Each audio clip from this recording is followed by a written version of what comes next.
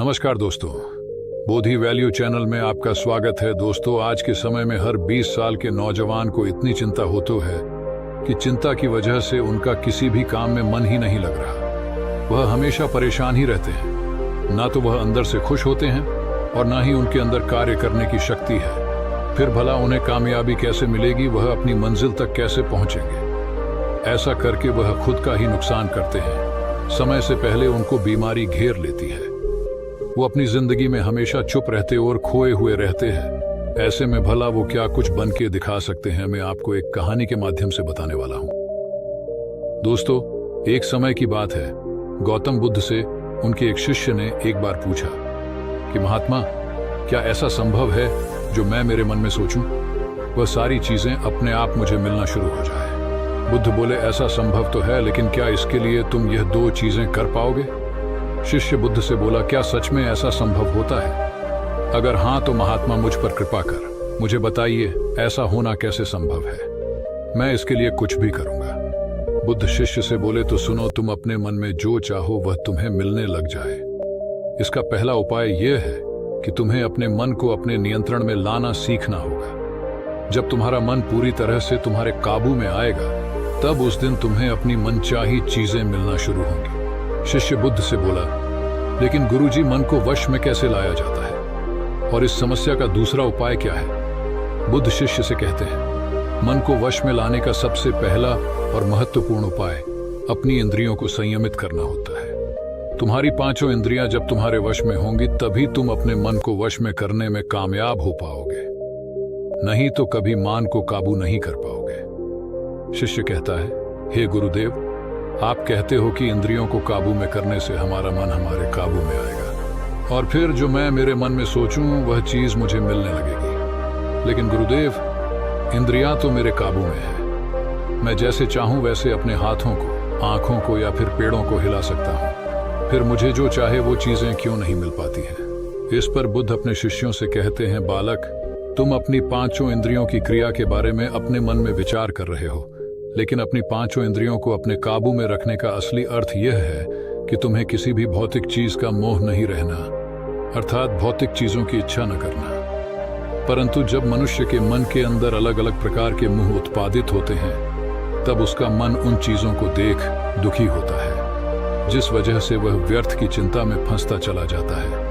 वहीं जिस इंसान का मन उसके काबू में होता है, ऐसा व्यक्ति किसी भी प्रकार के मन के छल में न फंसकर अपने लक्ष्य की ओर बढ़ने का प्रयास करते हैं और वही व्यक्ति जीवन में आगे जाकर अपने लक्ष्य को पूरा कर जीवन में सफल बन पाते हैं। इस पर शिष्य कहता है, हे महात्मा, मन को वश में करने का सही उपाय क्या है? किस प्रकार मैं अपने मन को अपने वश में कर सकूंगा? और गुरुदेव, दूसरा उपाय क्या है जिससे मैं अपनी मनचाही चीजों को पा सकता हूं?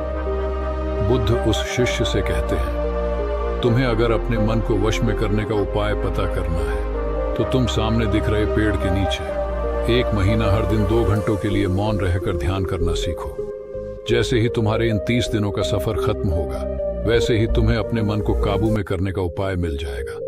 जिस दिन तुम्हें अपने मन को काबू में करने का उपाय पूरी तरह से हो गया, उसी दिन से तुम अपने मन में जिस भी चीज का विचार करोगे, वही चीज तुम्हें प्राप्त होना शुरू होगी।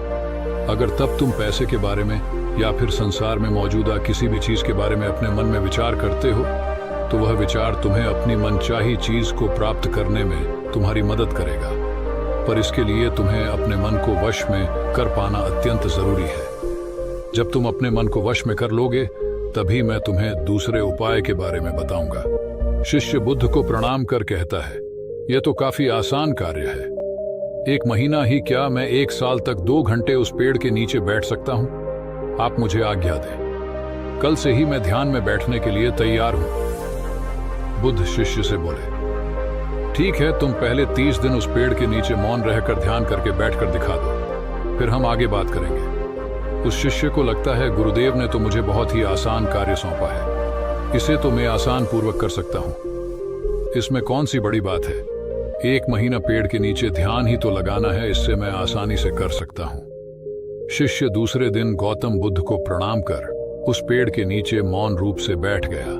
3-4 दिन तक ऐसे ही चलता रहा। शिष्य हर दिन बुद्ध के पास जाता है, उनको प्रणाम करता और उस पेड़ के नीचे जाकर मौन रूप से ध्यान करना प्रारंभ करता है। लेकिन जब छठे दिन रोज की तरह शिष्य उस पेड़ के नीचे बैठने गया, तब उस समय उसका मन बेकाबू होने लगता है। उसके मन में अलग अलग चीजों के विचार आना शुरू होते हैं।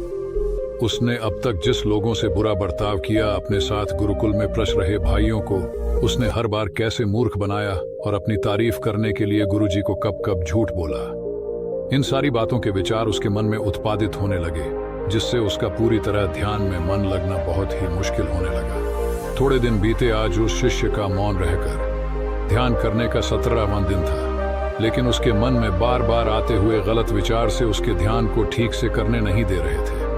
इसके लिए उसने मन में निर्णय किया, मैं इस समस्या का हल गुरुदेव से पूछता हूं, उन्हें इसका हल जरूर पता होगा।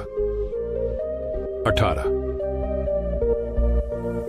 वे दिन उसके मुंह पर आ रहे भाव देखकर बुद्ध पहले ही समझ चुके थे कि आज यह सिर्फ प्रणाम करने नहीं है, अपितु किसी समस्या का हल पूछने आया है। शिष्य बुद्ध के पास जाता है और कहता है, हे महात्मा, आपके बताए अनुसार मैं हर रोज 17 दिनों से उस पेड़ के नीचे ध्यान लगाने बैठ जाता हूं। शुरुआती दिनों में मैं जब ध्यान लगाने बैठता था, जब मेरा मन पूरी तरह लगता था, लेकिन अब उस पेड़ के नीचे जब मैं अपना ध्यान लगाने बैठ जाता हूं, तब मेरा ध्यान अच्छे से नहीं लग पाता। मेरे मन में अलग अलग प्रकार के विचार आते हैं। जो विचार मुझे आते हैं, उनके बारे में सोचकर मुझे अपनी सोच के ऊपर गुस्सा आने लगता है।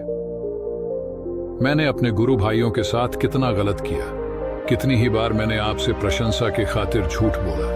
इन सभी गलत और विचार मुझे अंदर से दुखी करते हैं और मेरा ध्यान टूट जाता है। मैं सोचने लगता हूं कि मैं कितना गलत था, जिसकी वजह से मेरा ध्यान पर मन लगना तो दूर में ध्यान करते समय इन्हीं विचारों से जूझता रहता हूं। हे महात्मा, मुझ पर कृपा करें और मुझे इन गलत विचारों को अपने मन से पूरी तरह खत्म करने में सहायता कीजिए।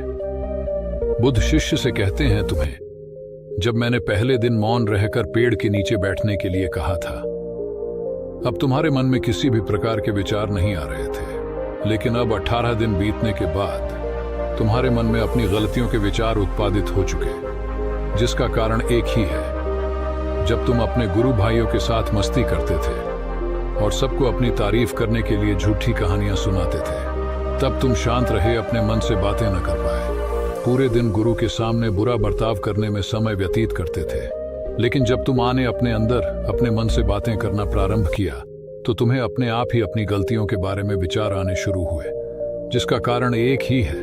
व्यक्ति अपने आप से किसी भी सवाल को पूछता नहीं है। लोग शांत रहकर खुद से बात करना पसंद नहीं करते और दूसरों से अपनी समस्याओं का हल पूछकर उदास होते हैं। जब इंसान अपनी किसी भी प्रकार की समस्या का हल शांत रहकर अपने आप से पूछता है, तो उस वक्त उस व्यक्ति की बुद्धि खुद ब खुदा उस इंसान को बताना शुरू करती है। जब तुम अपने आप से बातें करना प्रारंभ करते हो, तब तुम्हें खुद की अच्छाइयां और बुराइयां दोनों दिखना शुरू होती है, जिसका फायदा तुम्हें भविष्य में होना शुरू होता है। यानी जब तुम्हें अपनी गलतियां दिखती हैं, तब तुम उन पर शांति से काम कर अपने आप ही आगे बढ़ना शुरू कर देते हो। क्यों? जिनस वजह से तुम अपने मन में जिनस भी चीज को सोचते हो, उस चीज को प्राप्त करने का रास्ता तुम्हारी बुद्धि तुम्हें दिखाना शुरू कर दी है। बौद्ध कहते हैं, इसलिए मैंने पहले ही दिन तुम्हें बताया था, जैसे जैसे तुम शांत रहकर अपने मन से विचार करना शुरू करोगे, वैसे वैसे तुम्हें अपनी मन चाहे चीजें मिलना प्रारंभ होंगी। बुद्ध शिष्य से बोले, गुरुदेव, आपने मुझे दूसरा उपाय बताने का भी वादा किया था। मुझे लगता है वह उपाय इससे आसान होगा। कृपा कर मुझे दूसरा भी उपाय बताइए। बुद्ध शिशु को बोले, मैं तुम्हें दूसरा उपाय तुम्हारे 30 दिन पूरे होते ही बता दूंगा। शिष्य बुद्ध को निराशा भरी नजरों से देखता और वहां से चला जाता है। थोड़े दिन बीतते। आज उस शिष्य के 30 दिन पूरे हो चुके थे। शिष्य बुद्ध के पास चला जाता है और बुद्ध से पूछता है, हे गुरुदेव, मुझे मेरा मन इतना हल्का क्यों लग रहा है? आज मेरे मन में पहले से कम विचार आते हैं और मेरे मन में किसी चीज को प्राप्त करने का मोह भी नहीं है। लेकिन गुरुदेव, दूसरा उपाय क्या था जिसे आपने उस दिन नहीं बताया? बुद्ध शिष्यों से कहते हैं, दूसरा उपाय था ही नहीं, बस मैंने तो तुम्हें इसलिए दूसरे उपाय के बारे में बताया था क्योंकि तुम ध्यान के इस 30 दिन में भटक ना जाओ, तुम अपने ध्यान के इन दिनों पूरी तरह से खत्म कर पाओ। जिससे तुम्हें अपने अंदर की आवाज को पहचानने में मदद हो और तुम जान सको कि ऐसा संभव जरूर है कि जो तुम चाहो वह तुम्हें मिल सकता है। लेकिन अपने मन को वश में करने के बाद इसके रास्ते और भी ज्यादा आसान हो जाते हैं। इसलिए इंसान का मन अगर उसके वश में हो तो वह अपनी मनचाही चीज को प्राप्त करने में समर्थ रहता है। वह कहते हैं, ना मन के जीते जीत और मन के हारे हार। इसलिए मन को काबू में करना सीखो, शांत रहो, हर दिन ध्यान करो, एक्सरसाइज करो, तभी तुम्हारी दिनचर्या बदलेगी। जब तक तुम अपने मन को शांत नहीं कर लेते तब तक तुम जीवन में कुछ भी नहीं पा सकते।